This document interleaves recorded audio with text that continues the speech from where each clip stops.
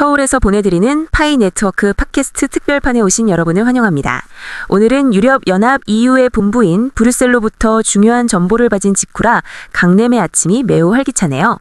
EU는 파이 네트워크를 2026년 녹색 디지털 자산 그린 디지털 에셋 목록에 공식적으로 포함시켰습니다. 역사적인 전환점입니다. 지수씨, 녹색이든 빨간색이든 내 지갑 숫자가 안 올라가는데 무슨 소용입니까?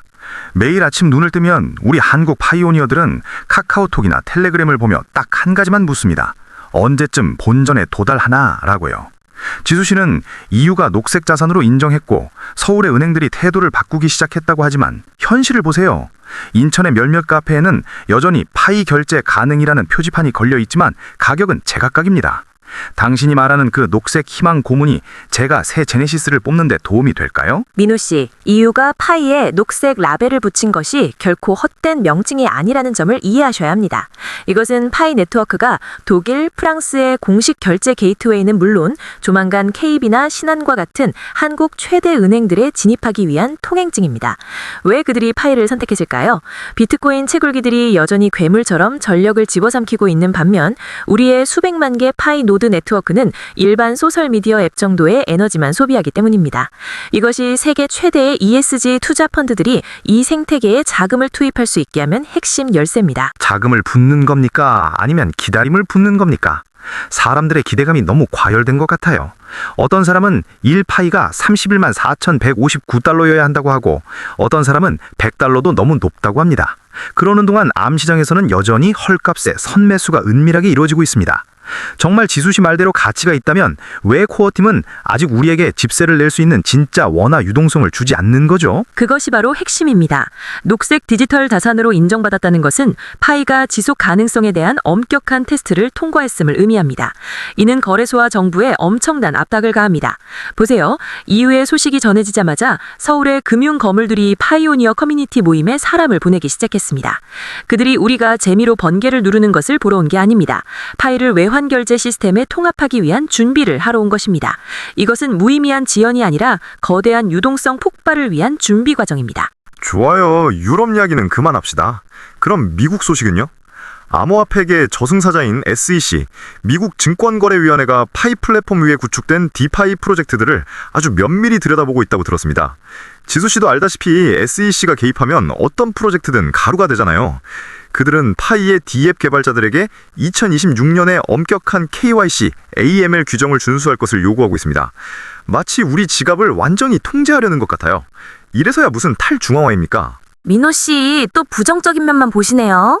사실 SEC의 밀착 감시는 파이 네트워크가 그들이 무시할 수 없을 만큼 커졌다는 암묵적 인정입니다. SEC가 보잘것없는 사기 프로젝트를 감시하는 것 보셨나요? 아니요. 그들은 금융게임의 판도를 바꿀 가능성이 있는 것들만 들여다봅니다. KYC, AML 준수는 당신을 통제하려는 것이 아니라 생태계를 불법 자금으로부터 보호하기 위한 것입니다. 보호입니까? 아니면 괴롭히기입니까? 파이오니어들이 가장 무서워하는 게 바로 절차입니다. 예전에 KYC가 1년 내내 대기 상태였을 때도 정말 지쳤는데 이제는 D앱 규정까지 추가됐잖아요. 이런 식이면 파이 채굴자들이 언제쯤 결실을 볼 수 있을까요? 아니면 검토, 확인, 대기의 무한 루프일까요? 개발자들이 낙담해서 다른 네트워크로 떠나버리고 파이가 빈 껍데기만 남을까 봐 걱정됩니다. 전혀 반대입니다. 파이 네트워크의 진정한 D앱 개발자들은 이번 조치를 환영하고 있습니다. 왜냐고요? 2026년에 법적 프레임워크를 준수할 때 그들의 앱이 전 세계에서 합법적으로 운영될 수 있기 때문입니다. 파이 기반의 대출, 렌딩 앱을 상상해보세요. SEC 규정을 준수한다면 당신이 채굴한 파이를 담보로 제공하고 법의 보호 아래 공개적이고 투명하게 현금을 빌릴 수 있습니다. 그것이야말로 진짜 돈이고 진짜 가치입니다. 듣고 보니 그럴싸하긴 한데 여전히 걱정되네요. 합법과 억압 사이의 경계가 아주 모호하니까요. 이 이야기가 나온 김에 팟캐스트를 듣고 계신 분들의 의견을 좀 묻고 싶습니다. 여러분은 SEC의 파이 개입에 대해 어떻게 생각하시나요? 신뢰성에 대한 골드 보증일까요? 아니면 금융 자유를 막는 쇠몽둥이일까요? 그리고 특히 여러분의 KYC 상태는 지금 어떤가요? 아직 대기 중인 분 계신가요? 한국의 실제 상황을 파악할 수 있도록 아래에 댓글을 남겨주세요. 맞습니다. 여러분의 피드백은 매우 중요합니다. 채널 구독과 알림 설정을 잊지 마세요. 2026년 한 해 동안 SEC나 EU발 소식은 하룻밤 사이에도 바뀔 수 있으며 저희가 가장 먼저 그 의미를 분석해 드릴 것입니다. 이제 EU가 파이를 인정할 수밖에 없었던 비밀 병기, 즉 SCP 합의 메커니즘에 대해 깊이 있게 알아보겠습니다.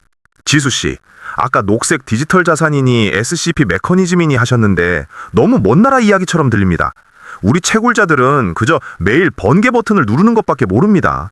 비트코인은 엄청난 채굴 장비가 필요하고 한 국가가 쓰는 만큼의 전기를 소모한다면서요. 파이의 SCP가 대체 뭐길래 EU가 그렇게 높게 평가하는 겁니까? 아니면 그저 그럴듯하게 들리게 하려는 또 다른 말장난인가요? 민호 씨, 너무 극단적으로 생각하지 마세요. 비트코인의 블록체인을 엔진이 강력할수록, 연료를 많이 쓸수록 이기는 머슬카 경주라고 상상해 보세요. 반면 파이의 SCP, 스텔라 컨센서스 프로토콜은 위원회에서의 신임 투표와 같습니다. 슈퍼컴퓨터가 필요 없이 신뢰를 바탕으로 노드들이 서로를 확인해 주기만 하면 됩니다. 투표라고요? 그럼 아무나 투표할 수 있는 것 아닙니까? 보안은 어디서 나오죠? 아니면 코어팀 사람들이 한데 모여서 자기들끼리 버튼을 눌러 확인해 주는 건가요? 전혀 아닙니다. 2026년 현재 파이의 노드 네트워크는 전 세계적으로 수십만 개의 활성 노드를 넘어섰습니다. 이는 역사상 가장 큰 분산 시스템입니다. 각 노드는 LED 전구 하나 정도의 전력만 소비합니다. 전기를 거의 쓰지 않으면서도 보안 서클을 통해 매우 높은 보안성을 유지하기 때문에 EU가 파이를 녹색 자산 그룹으로 분류한 것입니다. 탄소세가 기존 코인 채굴장들을 압박하는 시대에 파이는 환경 친화성 덕분에 자연스럽게 황금이 된 것이죠. 아, 그러니까 유럽 사람들의 탄소세를 피하려고 전기를 아끼는 거군요. 똑똑하네요. 그런데 노드가 그렇게 많으면 거래 속도는 빠른가요? 결제하려고 냉면 한 그릇 앞에서 1시간씩 기다려야 하는 건 아니겠죠? 현재 파이의 거래 속도는 확인당 3에서 5초 수준에 도달했습니다. 지금 당장 본인의 파이 지갑으로 저에게 송금해보세요. 신한카드를 긁는 것보다 빠를 겁니다. 거의 제로에 가까운 에너지 비용과 이 빠른 속도 때문에 현재 소매 기업들이 파이에 열광하고 있습니다. 소매업 말씀하시니 생각나는데 태국이랑 베트남에서는 사람들이 이미 슈퍼마켓에서 PI QR페이를 쓴다는 뉴스를 봤습니다. 좀 비현실적인데요? 우리나라 GS25나 CU 같은 편의점에서 파이 QR코드를 내밀면 알바생이 외계인 보드 쳐다볼 것 같은데요? 그건 민호 씨가 아직 소식이 늦어서 그렇습니다. 태국과 베트남 정부는 국경 간 결제에 대해 매우 개방적인 법적 프레임워크를 테스트 중입니다. 수천 개의 매장을 보유한 동남아시아의 선두 소매체인이 이미 자신들의 POS 기기에 PI QR페이를 공식 통합했습니다. 베트남 관광객이 서울에 와서 원화 환전 없이 인천 면세점에서 파이 코드만 스캔하면 된다고 생각해보세요. 어떨 것 같나요? 오, 그렇다면 정말 편리하겠네요. 환전 수수료도 안 들고 복잡하지도 않겠어요. 하지만 문제는 환율입니다. 오늘은 1파이로 만두를 사고 내일은 1파이로 치킨을 산다면 누가 받으려 하겠습니까? 소매 체인들이 바보도 아니고 그렇게 널뛰는 돈을 왜 받겠어요? 또 착각하셨네요. 대형 시스템들은 오라클 메커니즘을 사용하여 결제 시점에 시장 가격, 메인넷 프라이스에 따라 가격을 고정합니다. 거대한 거래량 덕분에 가치 합의가 안정되면 파이는 결제 시스템 내에서 하나의 스테이블 유닛이 될 것입니다. 소매 체인들이 파이를 받아들인다는 것은 그들이 파이의 미래 유동성을 믿는다는 가장 명확한 증거입니다. 우리 한국은 모바일 결제 분야에서 동남아보다 늦는 경향이 있지만 일단 시작하면 매우 단호하게 추진합니다. 몇 달 안에 카카오페이 옆에 파이 로고가 붙어 있는 것을 보게 될 거라 확신합니다. 지수 씨 말을 들으니 가슴이 좀 뛰네요. 지금 팟캐스트를 듣고 계신 파이오니어 분들 중에 태국이나 베트남에 계신 분 있나요? QR코드 스캔 결제가 정말 실화인지 아니면 지수 씨가 과장하는 건지 확인 좀 해주세요. 지금 바로 영상 아래에 댓글 남겨주세요. 한국 파이오니어들도 눈 좀 뜨게요. 참고로 다음 달 서울에서 PI QR페이를 통합할 매장 지도를 가장 먼저 받고 싶다면 구독 버튼을 누르는 것을 잊지 마세요. 저희는 현재 몇몇 파트너들과 협력하여 이 목록을 가장 빠르게 업데이트하고 있습니다. 그리고 민호 씨, 수천억 개의 파이가 채굴되더라도 왜 가치가 당신 생각만큼 떨어지지 않는지 아십니까? 그건 당신이 자주 간과하는 숫자, 바로 락업 비율 덕분입니다. 지수 씨, 아까 파이가 가치가 있다고 하셨는데 1000억 개라는 총 공급량을 보면 머리가 어지러질합니다. 1000억 개라니요. 전 세계 인구로 나눠도 한 주먹씩은 돌아가겠어요. 경제 원리는 단순합니다. 너무 많으면 쓰레기가 되는 법이죠. 우리 인천 친구들끼리는 나중에 김치 한 봉지 사려면 파이를 한 포대기는 가져다 줘야 할 거라고 농담하곤 합니다. 이 엄청난 인플레이션에 대해 어떻게 설명하실 건가요? 민호 씨는 겉모습만 보는 사람들의 실수를 똑같이 하고 계시네요. 1,000억 개는 향후 수십 년 동안의 최대 총 공급량이지 현재 시장에 풀린 수량이 아닙니다. 파이오니어들이 스스로 1년에서 3년까지 파이의 80%를 자발적으로 락업했다는 사실을 잊으셨나요? 2026년 현재 실제 유통량은 아주 적은 부분만을 차지하고 있습니다. 생각하시는 것보다 훨씬 더 희귀합니다. 락업도 결국 풀리는 날이 오지 않겠습니까? 2022년, 2023년에 3년 락업을 했던 분들이 지금 2026년이 되니 물량을 쏟아내기 시작할 텐데 그때 엄청난 양의 파이가 시장에 풀리면 가격이 폭락하지 않을까요? 보세요. 락업이 해제된 대다수의 사람들이 더 높은 채굴 보상을 받기 위해 다시 재락업 메커니즘을 선택하고 있습니다. 왜 그럴까요? 지금 디앱 생태계가 너무나 매력적이기 때문입니다. 몇 원 되지도 않는 원화로 바꿔버리는 대신 그들은 파이를 스테이킹하거나 SEC가 방금 허가한 디파이 프로젝트에 투자하고 있습니다. 블록체인 데이터에 따르면 중기 락업 비율은 여전히 70% 이상을 유지하고 있습니다. 파이는 인플레이션이 발생하는 것이 아니라 커뮤니티의 기대감으로 인해 오히려 물량이 잠기고 있는 것입니다. 물량이 잠기든 아니든 그건 모르겠지만 기대감에 대해서라면 정말 하늘을 찌른다는 말이 맞겠네요. GCV라는 단체 아시죠? 그들은 1파이에 31만 4,159달러를 외치고 있습니다. 제가 대충 계산해 봐도 제가 1,000파이만 있으면 삼상 회장님보다 부자가 된다는 건데 이게 말이 됩니까? 너무 비현실적이에요.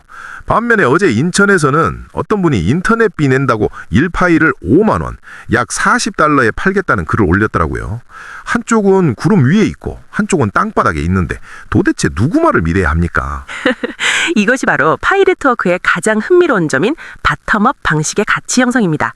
GCV는 파이오니어들이 자신의 피땀 어린 노력을 헐값에 팔지 않도록 지속 가능한 생태계를 구축하려는 하나의 꿈이자 목표입니다. 반면 암시장 가격은 단기적인 실용주의죠. 하지만 민호 씨, 암호화폐 역사가 증명했듯이 과거에 0.1달러였던 비트코인이 지금의 가치가 된 것처럼 미친 짓이라 불리던 것들이 현실이 되기도 합니다.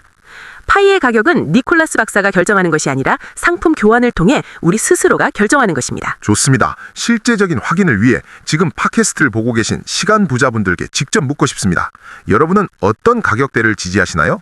다 함께 달나라로 갈 314만 1,599달러인가요? 아니면 매일 장을 볼 수 있는 현실적인 가격인가요? 그리고 가장 중요한 것, 서울, 부산, 인천 파이오니어 분들의 KYC 상황은 어떻습니까? 최근에 지갑으로 파이가 들어온 분 계신가요?